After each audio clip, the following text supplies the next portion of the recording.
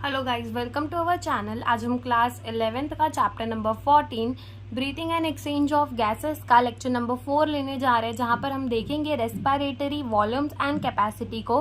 तो इसके पहले वाले लेक्चर में, पिछले वाले लेक्चर में हमने मैकेनिज्म ऑफ द ब्रीथिंग देखा था, जिसमें हमने देखा था कि इंस्पायरेशन एंड एक्सपायरेशन होती कैसे। तो हमने देखा था कि जो इंस्पायरेशन होती है वो क्या होती है, जिसमें हम एटमॉस्फेरिक एयर को अंदर लेते हैं, atmospheric air is drawn in. और एक्सपायरेशन क्या होती है, जिसमें हम एल्वुलर एयर को रिलीज आउट करते हैं, तो वो हमारी होती है एक्सपायरेशन।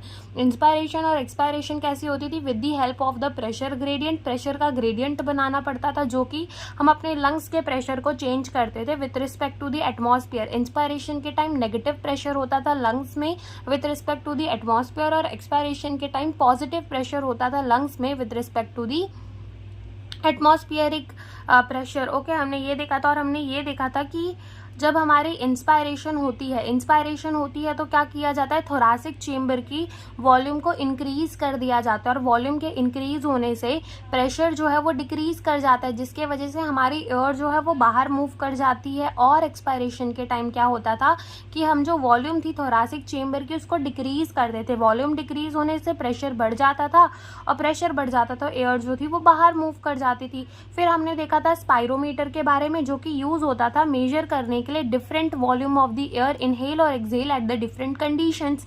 ठीक है, ये देखने के लिए। और हमने क्या देखा था कि अगर हम एक अडल्ट की बात करें तो वो 12 to 16 टाइम पर मिनट ब्रीथ कर सकता है। ठीक है, तो इतना हमने लास्ट लेक्चर में देखा था। अब हम देखेंगे respiratory volume and capacity.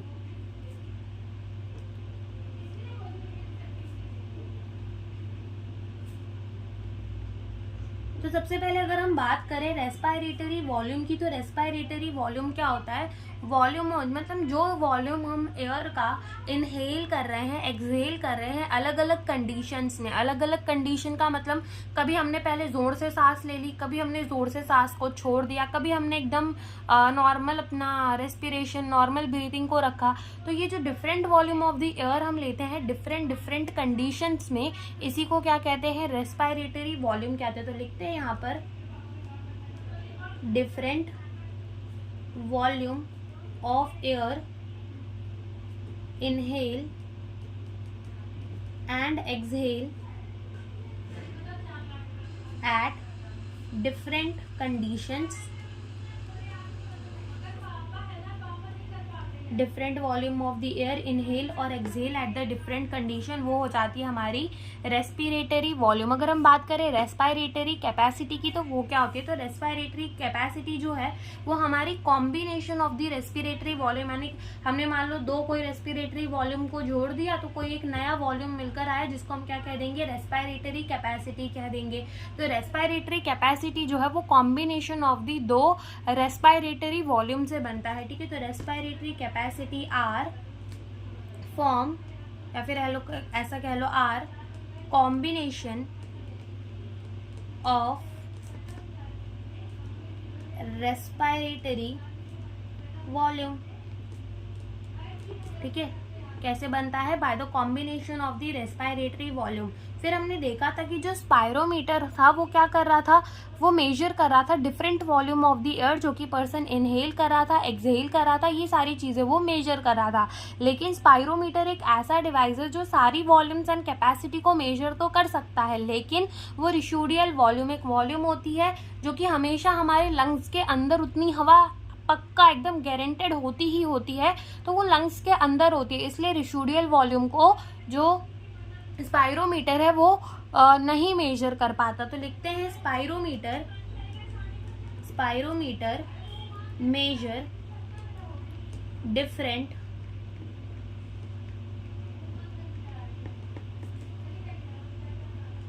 Respiratory volume and capacities except residual volume. ठीक है। इसके अलावा जो स्पायरोमीटर है वो सब कुछ मेजर कर सकता है, ठीक है। इसके अलावा जो भी है वो स्पायरोमीटर सब मेजर कर सकता है, ठीक है। तो अब हम अपना जो है रेस्पिरेटरी वॉल्यूम को पढ़ना स्टार्ट करते हैं। अभी जब एक एक करके हम पहले सारे रेस्पिरेटरी वॉल्यूम्स को समझ लेंगे, ठीक है, रेस्पिरेटरी कैपेसिटीज को फिर समझेंगे और फिर हम एक ग्राफ देखेंगे जिसके मदद से हमें सब कुछ याद हो जाएगा। तो सबसे पहली रेस्पिरेटरी वॉल्यूम जो है वो क्या है, टाइडल वॉल्यूम। क्या है, टाइडल वॉल्यूम। टाइडल वॉल्यूम का मतलब क्या होता है कि नॉर्मली, ठीक है, नॉर्मली जब हम बात कर रहे हैं तो नॉर्मली हम क्या कर रहे हैं, सांस ले रहे हैं, सांस छोड़ रहे हैं, ठीक है।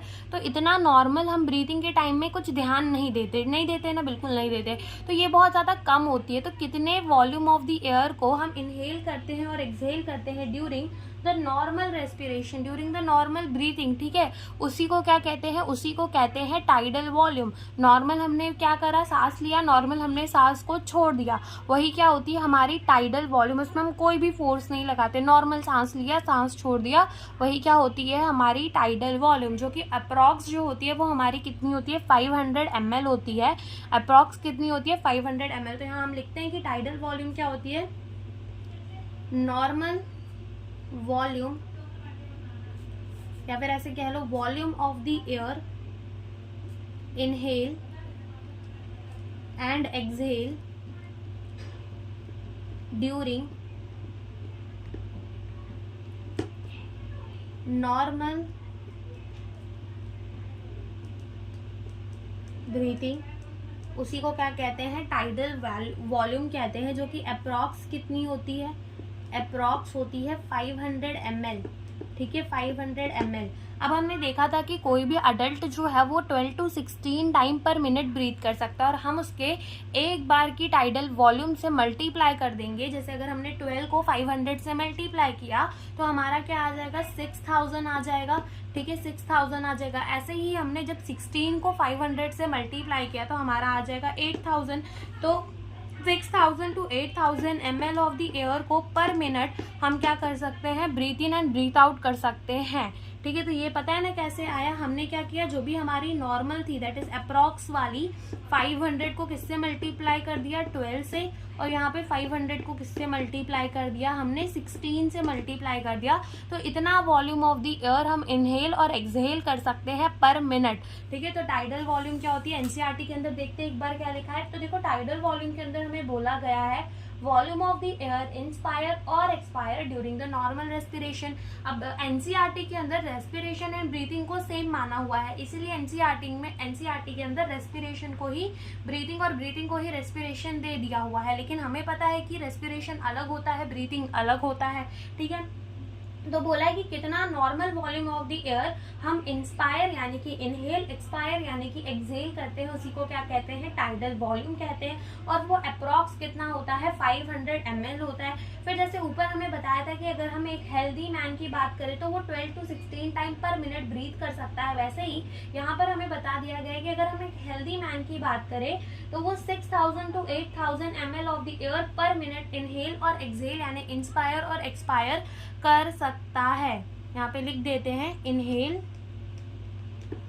एंड एक्सहेल, तो समझ में आ जाएगा हमें कि इनहेल और एक्सहेल कितना कर सकता है पर minute, 6000 to 8000 ml of the air. तो ये पहली हो गई हमारी टाइडल वॉल्यूम। उसके बाद क्या आती है, उसके बाद आती है हमारी इंस्पायरेटरी रिजर्व वॉल्यूम। क्या आती है, इंस्पायरेटरी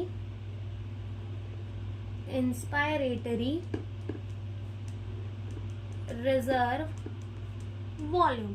अब इंस्पायरेटरी रिजर्व वॉल्यूम को हम IRV भी लिखते हैं। इसका मतलब क्या होता है कि देखो हमने क्या किया, नॉर्मल सांस लिया, ठीक है, नॉर्मल सांस ले लिया, उसके बाद हमने और दम लगाकर क्या लिया, सांस लिया, यानी कि हमने कोई additional volume of the air को अपने अंदर ले लिया, यानी कि additional volume of the air को इनहेल कर लिया। तो जो additional volume of the air को हमने इनहेल किया उसी को क्या कहते हैं, इंस्पायरेटरी रिजर्व वॉल्यूम। उसके अंदर हमारा टाइडल वॉल्यूम नहीं आता, पहले नॉर्मली देखो, सांस छोड़ दो पहले नॉर्मली, फिर नॉर्मली सांस लो, नॉर्मली सांस लेने के बाद और कितना तुम सांस ले पाते हो उसको क्या कहते हैं, इंस्पायरेटरी रिजर्व वॉल्यूम, जिसके अंदर हमारी टाइडल वॉल्यूम को हम नहीं इंक्लूड करते, वो अलग होती है, that is the inspiratory reserve volume. तो हम क्या लिखेंगे, additional volume of the air a person can inspire by a forcible inspiration. ठीक है, तो यहाँ लिख देते हैं additional volume of air inspire by forcible inspiration. ठीक है, फोर्सिबल इंस्पायरेशन से जितना वॉल्यूम ऑफ द एयर हमने इनहेल किया उसी को हम क्या कहते हैं, इंस्पायरेटरी रिजर्व वॉल्यूम। क्या कह देते हैं, inspiratory reserve volume.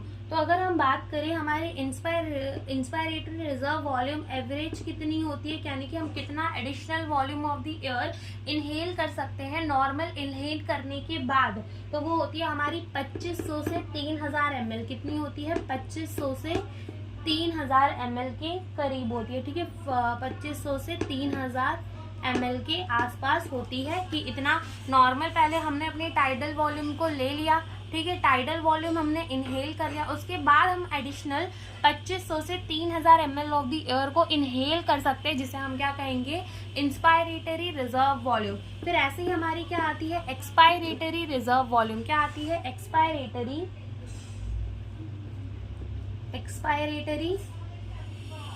Reserve volume. ठीक है, क्या आती है, एक्सपायरेटरी रिजर्व वॉल्यूम, जिसे हम कहेंगे ERV। ठीक है, ERV। अब क्या होता है कि मान लो हमने नॉर्मल एक्सहेल कर दिया, नॉर्मल एक्सहेल करने के बाद जितना दम लगा के हम एक्सहेल कर सकते हैं, ठीक है, जितना दम लगा के हम एक्सहेल कर सकते हैं उसको क्या कहा जाता है, expiratory reserve volume.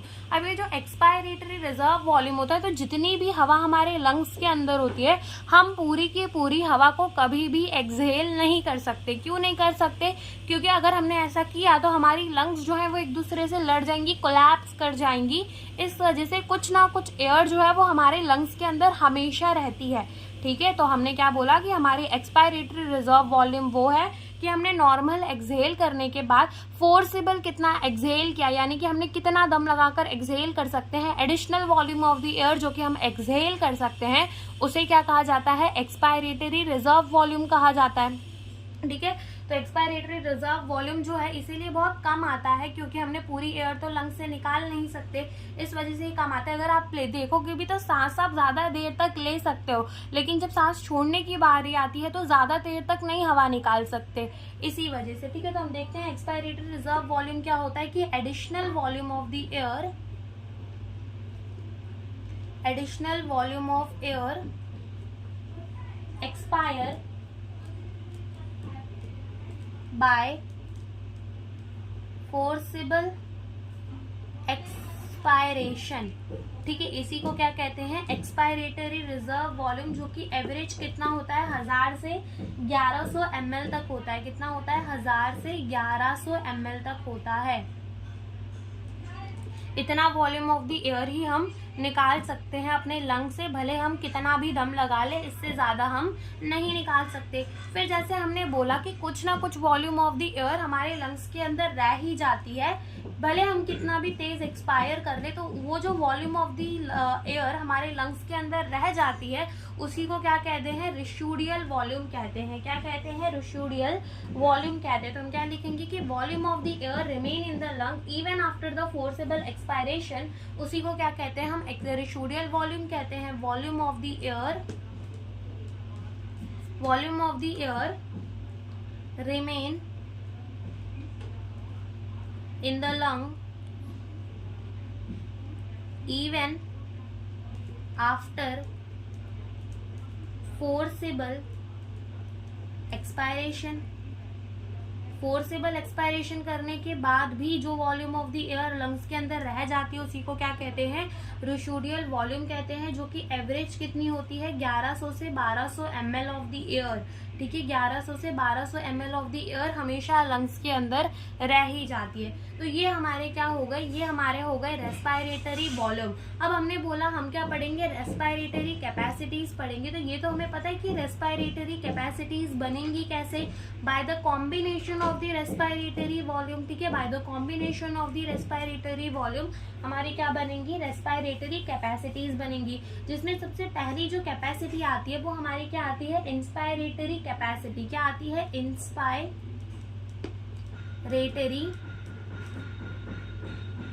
Capacity, inspiratory capacity जिसको हम आईसी भी कह सकते हैं। तो इंस्पायरेटरी कैपेसिटी क्या होती है कि total volume of the air जो पर्सन इनहेल कर ले। ठीक है, total volume of the air जो पर्सन इनहेल कर ले नॉर्मल एक्सपायरेशन के बाद। अब ऐसा क्यों बोला है, एक बात यहाँ पर समझ लेते हैं हम कि देखो मान लो ये क्या है, लंग्स है। ठीक है, ये क्या है, लंग्स है। ठीक है, तो मान लो ये क्या है, लंग्स है, बिल्कुल। अब ये क्या होगा कि कुछ वॉल्यूम ऑफ द एयर हमने बोला कि हमेशा लंग्स के अंदर रह ही जाती है, तो वो क्या है, हमारी रिशूडियल वॉल्यूम है। अब उसके बाद क्या होता है कि हमारी एक और वॉल्यूम ऑफ द एयर हमारे लंग्स के अंदर रहती ही है। कौन सी, वो होती है हमारी एक्सपायरेटरी रिजर्व वॉल्यूम। ठीक है, ERV, that is the expiratory reserve volume. अगर हमने फोर्सिबल एक्सपायरेशन की तभी ये निकलेगी, वरना ये नहीं निकलती, ये हमारे लंग्स के अंदर रहती ही है। ठीक है, और तीसरी जो है उसके बाद हम क्या भर सकते हैं, टाइडल वॉल्यूम अपने लंग्स के अंदर भर सकते हैं। ठीक है, नॉर्मल हमने जो टाइडल वॉल्यूम भर ली वो भर सकते हैं। उसके बाद हम additional volume of the air अपने लंग्स के अंदर भर ले, यानी कि हम inspiratory capacity, inspiratory reserve volume को भी लंग्स के अंदर भर ले। लेकिन ये दो जो एयर होती हैं, that is the expiratory reserve volume और रिशूडियल वॉल्यूम, ये ऑलवेज, ठीक है, ये हमेशा लंग्स के अंदर रहती ही रहती है। एक्सपायरेटरी रिजर्व वॉल्यूम को निकाल सकते हैं लेकिन रिशूडियल वॉल्यूम को नहीं निकाल सकते। तो मान लो कि जब हमने फोर्सिबल एक्सपायरेशन कर दी, ठीक है, तो हमने क्या किया, अपने एक्सपायरेटरी रिजर्व वॉल्यूम को निकाल दिया। ठीक है, हमने एक्सपायरेटरी रिजर्व वॉल्यूम को निकाल दिया। कब निकाला, जब हमने फोर्सिबल एक्सहेल किया, यानी हमने एकदम दम लगा के जब सांस छोड़ी, तब हमने क्या किया, हमारे एक्सपायरेटरी रिजर्व वॉल्यूम को निकाल दिया। अब जब क्या होगा कि जब हम सांस लेंगे, ठीक है, तो वो देखो, अगर आप खुद ऑब्जर्व करो तो आप देखोगे कि जब हम क्या करते हैं, एकदम तेज से सांस छोड़ देते हैं, उसके बाद वाली जो सांस होती है वो हमारी थोड़ी लंबी होती है। ऐसा क्यों, क्योंकि हमने अपनी एक्सपायरेटरी रिजर्व वॉल्यूम को निकाल दिया। अब जब सांस लेना चालू करते हैं तो सबसे पहले उसके अंदर एक्सपायरेटरी रिजर्व वॉल्यूम भरती है। एक्सपायरेटरी रिजर्व वॉल्यूम भरने के बाद ही उसके अंदर टाइडल वॉल्यूम आती है, और फिर और जोर से सांस ले लिया तो इंस्पायरेटरी रिजर्व वॉल्यूम भी आ जाती है। ठीक है, तो ये हमेशा ऑलवेज रिमेन इन लंग, ठीक है, ये हमेशा लंग्स के अंदर रहती है। इस वाली को हम रिमूव कर सकते हैं अगर हमें करना हो, लेकिन रिशूडियल वॉल्यूम को नहीं कर सकते। तो हमने बात क्या की कि इंस्पायरेटरी कैपेसिटी, तो हमने बोला कि टोटल वॉल्यूम ऑफ एयर जो कि एक पर्सन इंस्पायर कर सकता है नॉर्मल हमारी एक्सपायरेशन करने के बाद। तो जब भी कोई ह्यूमन अगर नॉर्मल एक्सपायर करेगा, नॉर्मल जो है सांस को छोड़ेगा, नॉर्मल एक्सहेल करेगा, तो क्या वो अपनी एक्सपायरेटरी रिजर्व वॉल्यूम को निकालेगा? नहीं निकालेगा। तो वो कौन सी वॉल्यूम ऑफ द एयर को भरेगा? पहला तो वो अपनी टाइडल वॉल्यूम को भर लेगा, दूसरा किसको भर लेगा? इंस्पायरेटरी रिजर्व वॉल्यूम को। तो हमारी इंस्पायरेटरी कैपेसिटी क्या होती है? Tidal volume plus inspiratory reserve volume, यही क्या होती है हमारी इंस्पायरेटरी कैपेसिटी। तो लिख लेते हैं कि ये होती क्या है? Total volume of air person can inspire after a normal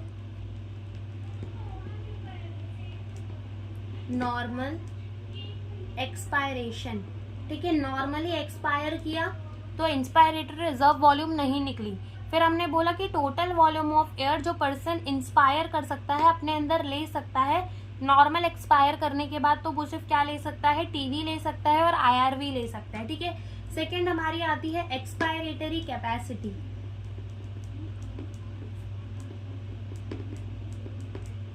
जिसको हम कैसे लिखते हैं, EC से लिखते हैं, that is the expiratory capacity. तो अगर हम बात करें एक्सपायरेटरी कैपेसिटी की, तो एक्सपायरेटरी कैपेसिटी क्या होती है कि टोटल वॉल्यूम ऑफ एयर जो कि पर्सन एक्सपायर कर सकता है नॉर्मल इंस्पायरेशन करने के बाद। तो जब भी इंसान नॉर्मल इंस्पायरेशन करेगा तो उसका लंग्स कहाँ तक बढ़ेगा, टीवी तक बढ़ जाएगा, ठीक है, टाइडल वॉल्यूम तक बढ़ जाएगा। इंस्पायरेटरी रिजर्व कैपेसिटी नहीं आएगी। क्यों नहीं आएगी? क्योंकि नॉर्मल इंस्पायर किया है, ठीक है। फिर हमने बोला कि कितना maximum volume of the air person expire कर सकता है, तो वो कौन सा निकाल देगा, पहले तो अपना TD वॉल्यूम निकाल देगा, टीवी वाला वॉल्यूम, और दूसरा कौन सा निकाल देगा, एक्सपायरेटरी रिजर्व वॉल्यूम निकाल देगा। तो यही हमारी क्या होती है, एक्सपायरेटरी कैपेसिटी, जो कि हमारी TV प्लस ERV होती है। क्या होती है, TV प्लस ERV। तो हम लिखेंगे ये क्या होती है, total volume of air person can expire by forcible expiration after normal inspiration, ठीक है, आफ्टर नॉर्मल इंस्पायरेशन, ठीक है। नॉर्मल इंस्पायर करने के बाद फोर्स लगाकर कितना एक्सपायर कर सकते हैं, वही क्या होती है, एक्सपायरेटरी कैपेसिटी होती है, ठीक है। तो ये हमारी क्या होती है, एक्सपायरेटरी कैपेसिटी।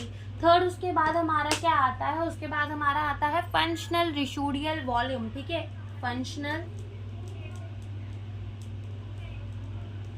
रेसिडुअल वॉल्यूम, ठीक है, जिसको हम कैसे लिखते हैं, FRV से भी लिखते हैं, ठीक है, या फिर यहाँ आएगा कैपेसिटी, ठीक है, कैपेसिटी, जिसको हम क्या बोल देंगे, FRC, that is the functional residual capacity कहेंगे, ठीक है। तो फंक्शनल रेसिडुअल कैपेसिटी क्या होता है कि कितना volume of the air person अपने लंग्स के अंदर रख सकता है, ठीक है, कितना volume of the air person अपने लंग्स के अंदर रख सकता है जब वो नॉर्मल इनहेल और एक्सहेल कर रहा है, तो ठीक है, कितना नॉर्मल अपना इनहेल नॉर्मल एक्सहेल कर रहा है, मान लो वो नॉर्मली एक्सहेल कर रहा है, नॉर्मल एक्सहेल करेगा तो क्या उसकी टाइडल वॉल्यूम चली जाएगी। मान लो उसने फोर्सेबल इंस्पायरेशन करके भी रखी होती, तो जब वो एक्सहेल करता नॉर्मली तो पहले तो उसकी ये वाली चली जाती IRV, फिर उसके बाद उसकी टाइडल वॉल्यूम जाती, लेकिन कितनी वॉल्यूम ऑफ द एयर वो नॉर्मली अपने लंग्स के अंदर रख सकता, दैट इज द ERV और RV, ठीक है। तो यही हमारी क्या होती है, फंक्शनल रेसिडुअल वॉल्यूम। तो ये क्या होती है, हमारी expiratory reserve volume plus residual volume, ठीक है, रेसिडुअल वॉल्यूम, यही क्या होती है हमारी फंक्शनल रेसिडुअल वॉल्यूम। तो volume of the air that will remain in the lungs after the normal expiration, normal expire करने के बाद कितना volume of the air lungs के अंदर रह जाता है, वही क्या होता है, फंक्शनल रेसिडुअल वॉल्यूम। तो नॉर्मल या फिर ऐसे कह लो, volume of air remain in the lungs after normal expiration, normal expiration के बाद जितनी volume of the air lungs के अंदर रह जाएगी वही होती है functional residual volume. Fourth number पे आते हैं तो हमारी क्या आती है, वाइटल कैपेसिटी, ठीक है, वाइटल कैपेसिटी, ठीक है। वाइटल कैपेसिटी का मतलब क्या होता है वो हम देखते हैं, ठीक है। वाइटल कैपेसिटी का मतलब होता है कि मैक्सिमम कितनी वॉल्यूम ऑफ एयर पर्सन जो है वो ब्रीथ कर सकता है, अपने अंदर ले सकता है, फोर्स एक्सपायरेशन कर दी, मान लो फोर्स्ड एक्सपायरेशन कर दी, और फोर्स एक्सपायरेशन करने के बाद क्या होगा, पहले हमारा टीवी चला जाएगा और हमारा ERV भी निकल जाएगा। क्यों? क्योंकि हमने फोर्स्ड एक्सपायरेशन की है। अब उसके बाद कितनी maximum volume of the air को हम अपने लंग्स के अंदर भर सकते हैं, ठीक है, तो वो हम RV को भर सकते हैं। RV तो पहले से ही रहेगी, ठीक है। रेसिडुअल वॉल्यूम तो वो तो हमने भरी नहीं है, वो पहले से है। हम एक्सपायरेटरी रिजर्व वॉल्यूम को भर सकते हैं, हम टाइडल वॉल्यूम को भर सकते हैं, और हम इंस्पायरेटरी रिजर्व वॉल्यूम को भी भर सकते हैं। तो ये तीनों मिलकर हमारी क्या बनाती है, वाइटल कैपेसिटी। तो क्या होती है, वाइटल कैपेसिटी को VC से दिखा देते हैं। ये क्या होती है हमारी ERV, पहले हम ERV अपने लंग्स के अंदर भरेंगे, देन हम TV भरेंगे यानी कि टाइडल वॉल्यूम, देन हम IRV भरेंगे। तो यही क्या होती है हमारी वाइटल कैपेसिटी। तो लिखते हैं वाइटल कैपेसिटी क्या होती है, maximum volume of air fill in lungs after forced expiration, forced expiration करने के बाद जितनी volume of the air lungs के अंदर रह जाती है, भर सकते हैं, वही क्या होती है, वाइटल कैपेसिटी होती है। उसके बाद लास्ट हमारा बचता है that is the total lung capacity. क्या बचता है, टोटल लंग्स कैपेसिटी। तो अगर हम देखें टोटल लंग कैपेसिटी को TLC से लिख देते हैं। टोटल लंग कैपेसिटी का मतलब ये होता है कि जब हमने फोर्स्ड इंस्पायरेशन की तो total volume of the air, हम टोटल सब कुछ मिला के उसमें हमने फोर्स इंस्पायरेशन भी कर ली ताकि और वॉल्यूम ऑफ द एयर हमारे लंग्स के अंदर आ जाए, ठीक है। तो total volume of the air जो कि हम अपने लंग्स के अंदर एकोमोडेट कर सकते हैं, भर सकते हैं, उसी को क्या कह देते हैं, टोटल लंग कैपेसिटी। तो क्या क्या भर सकते हैं, आरवी तो पहले से रहेगी, रेसिडुअल वॉल्यूम। उसके बाद हम क्या भर सकते हैं, एक्सपायरेटरी रिजर्व वॉल्यूम को निकाल लेना तो वो भी रह जाएगी हमारे लंग्स के अंदर। फिर हम टाइडल वॉल्यूम को भर सकते हैं, बिल्कुल भर सकते हैं। और टाइडल वॉल्यूम को भरने के बाद हम एडिशनल और एयर को भर ले, यानी कि हम एक्सपायरेटरी रिजर्व वॉल्यूम को भी भर ले। तो ये होती है हमारी टोटल लंग कैपेसिटी। तो ये क्या होती है, टोटल वॉल्यूम, पहले लिख लेते हैं कि ये क्या होती है हमारी residual volume plus expiratory reserve volume plus tidal volume plus ये टाइडल आएगा, टाइडल वॉल्यूम प्लस हमारी क्या हो जाएगी, इंस्पायरेटरी रिजर्व वॉल्यूम। सब कुछ मिला के हमारी क्या होती है, टोटल लंग कैपेसिटी। अगर हम देखें ये तीन मिलकर तो क्या बना रहे हैं, हमारे वाइटल कैपेसिटी। इसलिए हम क्या देते हैं, residual volume plus vital capacity मिलकर भी हमारा क्या बना देते हैं, टोटल लंग कैपेसिटी बना देते हैं। तो लिखते हैं टोटल लंग कैपेसिटी क्या होगी, total volume of air accommodate in lungs at the end of forced inspiration।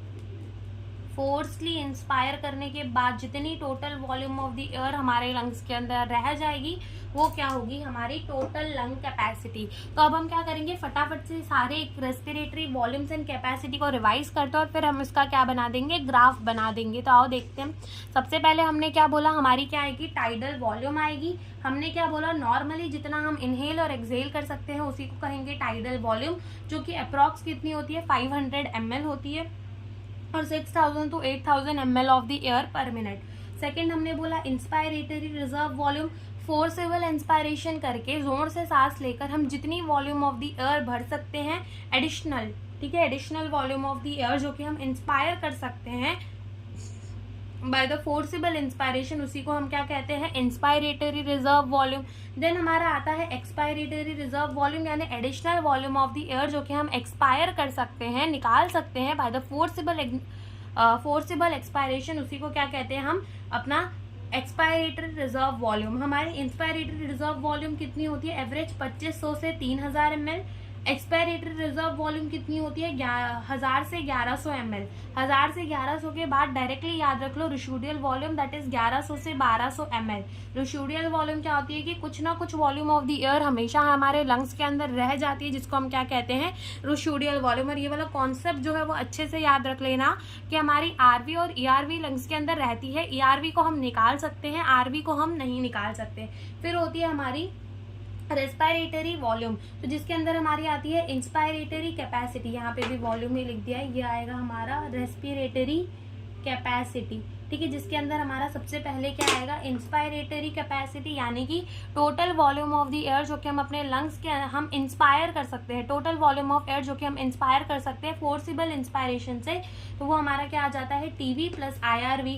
फिर उसके बाद हमारी आती है एक्सपायरेटरी कैपेसिटी, इसका मतलब total volume of the air जो कि हम एक्सपायर कर सकते हैं फोर्सिबल एक्सपायरेशन से आफ्टर द नॉर्मल इंस्पायरेशन, ठीक है, तो वो हमारी क्या होती है, अपनी expiratory capacity that is TV plus ERV। Then क्या होता है, फंक्शनल रेसिडुअल वॉल्यूम या फिर फंक्शनल रेसिडुअल कैपेसिटी कहते हैं। तो ये क्या होती है कि कितनी वॉल्यूम ऑफ द एयर हमारे लंग्स के अंदर रह सकती है, ठीक है, जब हम नॉर्मली एक्सपायर कर दे, तो वो ERV और RV। फिर क्या होती है हमारी वाइटल कैपेसिटी, इसका मतलब total volume of the air जो कि हम अपने लंग्स के अंदर भर सकते हैं फोर्सिबल एक्सपायरेशन करने के बाद, ठीक है, तो वो होती है हमारी ERV को पहले हम भरेंगे, देन टाइडल वॉल्यूम, देन हम भरेंगे expiratory reserve volume, and then हमारा आता है fifth, that is the total lung capacity, यानी कि total volume of the air हमारे लंग्स के अंदर कितनी रह सकती है, वो होती है हमारी टोटल लंग कैपेसिटी, जिसके अंदर हमारा आरवी, ईआरवी, टीवी, आईआरवी सब कुछ आ जाता है। ओके, तो ये हमारी क्या हो गई, रेस्पिरेटरी वॉल्यूम्स एंड कैपेसिटी हो गई। अब हम देखते हैं ग्राफ को। तो अब हम ग्राफ बनाते, तो ग्राफ बनाने के लिए क्या करो, सबसे पहले यहाँ पर ऐसे ऐसे डॉटेड लाइन बना लो।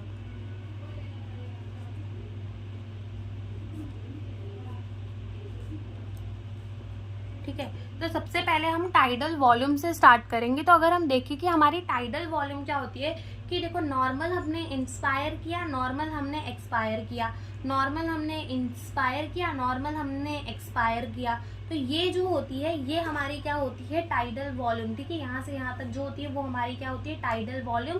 जितना हम नॉर्मल इनहेल कर रहे हैं, नॉर्मल एक्सहेल कर रहे हैं, ये क्या हो जाएगी हमारी टाइडल वॉल्यूम। अब मान लो हमने क्या किया कि ज्यादा इनहेल कर लिया, ठीक है, ज्यादा इनहेल कर लिया, तो ये हमने क्या किया, additional volume of the air को इनहेल कर लिया। तो ये जो additional volume of the air को हमने इनहेल किया, हम इसको क्या कहेंगे, इंस्पायरेटरी रिजर्व वॉल्यूम, और ये तो हमारी टाइडल वॉल्यूम है। यानी कि ये जो पूरी लाइन होगी that is the inspiratory reserve volume की और टाइडल वॉल्यूम की। तो ये वाली जो बड़ी वाली लाइन होगी जिसके अंदर हमारी क्या आ रही है, इंस्पायरेटरी रिजर्व वॉल्यूम भी आ रही है और टाइडल वॉल्यूम भी आ रही है, तो ये हमारी क्या हो जाएगी, ये हमारी हो जाएगी इंस्पायरेटरी कैपेसिटी। क्या हो जाएगी, इंस्पायरेटरी कैपेसिटी। तो ये वाली जो लाइन है छोटी वाली वो याद रखेंगे क्या है, इंस्पायरेटरी रिजर्व वॉल्यूम, और ये वाली जो बड़ी वाली लाइन है वो क्या है, हमारी इंस्पायरेटरी कैपेसिटी है।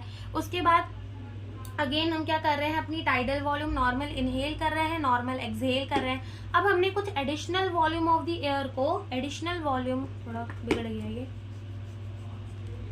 अब हमने क्या किया, अपनी additional volume of the air को एक्सहेल कर दिया। ठीक है, एक्सहेल कर दिया, तो ये जो additional volume of the air को हमने एक्सहेल किया यहाँ पर, ठीक है, ये जो additional volume of the air को हमने एक्सहेल कर दिया, इसको हम क्या कहेंगे, इसको हम कहेंगे एक्सपायरेटरी रिजर्व वॉल्यूम कहेंगे। ठीक है, और ये जो पूरी लाइन होगी जिसके अंदर हमारी एक्सपायरेटरी रिजर्व वॉल्यूम भी आ जाएगी और क्या आ जाएगी, हमारी टाइडल वॉल्यूम भी आ जाएगी। Expiratory reserve volume plus tidal volume क्या होता था हमारा, दैट इज वो होता था ना एक्सपायरेटरी कैपेसिटी। तो ये हमारी क्या हो जाएगी, एक्सपायरेटरी कैपेसिटी हो जाएगी। अब कुछ वॉल्यूम ऑफ द एयर हमेशा हमारे लंग्स के अंदर रह ही जाएगा। ठीक है, जो वॉल्यूम ऑफ द एयर हमेशा हमारे लंग्स के अंदर रह जाएगा, तो यहाँ पर उसको हम क्या कहेंगे, ये वाली जो लाइन है, यानी कि इतना वॉल्यूम ऑफ द एयर हमेशा हमारे लंग्स के अंदर रहना ही है, इसको कहेंगे रिशूडियल वॉल्यूम। क्या कहेंगे, रिशूडियल वॉल्यूम कहेंगे। ठीक है, उसके बाद हम यहाँ क्या बोल सकते हैं, तो यहाँ पर हमने पहले टाइडल वॉल्यूम देख लिया, बिल्कुल देख लिया। दूसरा हमने इंस्पायरेटरी रिजर्व वॉल्यूम देख लिया, बिल्कुल देख लिया। तीसरा हमने एक्सपायरेटरी रिजर्व वॉल्यूम देख लिया, बिल्कुल देख लिया। और चौथा हमने क्या देख लिया, अपना रिशूडियल वॉल्यूम भी देख लिया। यानी कि हमारे जो रेस्पिरेटरी वॉल्यूम्स है वो आ गए इस ग्राफ के अंदर। फिर हमने इंस्पायरेटरी कैपेसिटी देख ली, बिल्कुल देख ली। क्या एक्सपायरेटरी कैपेसिटी देख ली, बिल्कुल देख ली। अब जो हमारी एक्सपायरेटरी रिजर्व हमारी एक्सपायरेटरी रिजर्व वॉल्यूम जो होती है और हमारी जो रिशूडियल वॉल्यूम होती है, एक्सपायरेटरी रिजर्व वॉल्यूम और रिशूडियल वॉल्यूम हमारी क्या बनाती है, फंक्शनल रिशूडियल वॉल्यूम की कितना वॉल्यूम ऑफ द एयर हमारे लंग्स के अंदर रह सकता है। हमने देखा था ना फंक्शनल रिशूडियल कैपेसिटी। ठीक है, फंक्शनल रिशूडियल कैपेसिटी। तो ईआरवी और आरवी यानी कि ये दोनों मिलकर हमारा क्या बनाएंगे, फंक्शनल रिशूडियल कैपेसिटी बनाएंगे। ठीक है, फंक्शनल रिशूडियल कैपेसिटी बना देंगे। अब ईआरवी कहाँ है हमारा, ईआरवी ये रहा ईआरवी। ठीक है, उसके बाद टीवी और आईआरवी, ईआरवी टीवी ये रहा ईआरवी, यहाँ पे बीच में क्या है हमारा टीवी और ऊपर क्या है आईआरवी। ये तीनों मिलकर हमारा क्या बना देंगे, वाइटल कैपेसिटी बना देंगे। क्या बना देंगे, वाइटल कैपेसिटी बना देंगे। तो चाहिए तो हम एक लाइन यहाँ से बना लेते हैं जिसके अंदर ये वाली हमारी क्या हो जाएगी, ईआरवी, ये क्या हो जाएगी टीवी, और ये क्या हो जाएगी हमारी ईआरवी। ठीक है, ये वाली जो है, ये वाली क्या हो गई, इधर से इधर तक की लाइन जो है वो हमारी किसकी हो गई, आईआरवी की। यहाँ से यहाँ तक की लाइन किसकी हो गई, टाइडल वॉल्यूम की। और यहाँ से यहाँ तक की लाइन किसकी हो गई, एक्सपायरेटरी रिजर्व वॉल्यूम ईआरवी। तो ये तीनों ही मिलकर, ठीक है, ये तीनों मिलकर हमारा क्या बना देंगी, ये तीनों मिलकर हमारा बना देंगी क्या वाइटल कैपेसिटी क्या बना देंगी, ये हमारा vital capacity that is VC, क्या बना देंगी, vital capacity that is the VC. IRV, TV और ईआरवी मिलकर क्या बना देंगे, वाइटल कैपेसिटी बना देंगे। और अगर हम बात करें टोटल लंग कैपेसिटी की, तो vital capacity plus residual volume, vital capacity ये रही, रिशूडियल वॉल्यूम ये रही, तो ये दोनों ही मिलकर हमारा क्या बना देंगी, टोटल लंग कैपेसिटी, क्या बना देंगी, total lung capacity that is the TLC. ठीक है, ग्राफ आ नहीं पाया पूरा कैमरे में, लेकिन फिर से एक बार समझ लेते हैं। ये नॉर्मल इनहेल किया, एक्सहेल किया, नॉर्मल इनहेल किया, एक्सहेल किया, क्या हो गया, टाइडल वॉल्यूम। फिर हमने कुछ additional volume of the air को इनहेल कर लिया, जो कि हमारा क्या बन गया, inspiratory reserve volume. Inspiratory reserve volume और टाइडल वॉल्यूम मिलकर क्या बना देंगे, inspiratory capacity. Then normal inhale किया, हमने कुछ additional volume of the air को एक्सहेल कर दिया, तो जो additional volume of the air को हमने एक्सहेल किया वो क्या है, एक्सपायरेटरी रिजर्व वॉल्यूम। और एक्सपायरेटरी रिजर्व वॉल्यूम और टाइडल वॉल्यूम मिलकर हमारा बना देते हैं एक्सपायरेटरी कैपेसिटी। कुछ वॉल्यूम ऑफ द एयर हमेशा लंग्स के अंदर रह जाती है, जिसको क्या कहते हैं, रिशूडियल वॉल्यूम। तो हमारा ईआरवी और रिशूडियल वॉल्यूम मिलकर क्या बना देते हैं, फंक्शनल रिशूडियल कैपेसिटी बना देते हैं। उसके बाद हमने बोला कि ये वाली पूरी लाइन जो है ईआरवी, टीवी और आईआरवी की हमारी क्या बना देती है, वाइटल कैपेसिटी। और वाइटल कैपेसिटी और रिशूडियल वॉल्यूम मिलकर हमारा क्या बना देते हैं, टोटल लंग कैपेसिटी बना देते हैं। तो यही हमारा जो है residual volumes and respiratory volumes and capacity जो है खत्म होता है। नेक्स्ट लेक्चर में हम एक्सचेंज ऑफ द गैसेस को देखेंगे। Thank you for watching the video.